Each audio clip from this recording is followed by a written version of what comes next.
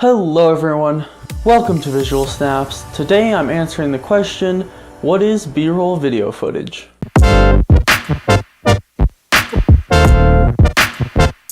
B-roll is secondary or supplementary video footage that is used to build meaning, build a story, or cover up mistakes in the original video footage. The term B-roll has film backgrounds as its secondary footage. The original footage is called A-roll, and so the secondary footage they called B-roll. The term A-roll has fallen out of usage, but the term B-roll is still used to describe the secondary footage that people shoot. There's many different styles of B-roll, from product B-roll to cinematic B-roll, and what you use just depends on what you're using the B-roll for. Now that you know what B-roll is, I'm going to show you two examples of B-roll that I've used in my previous videos.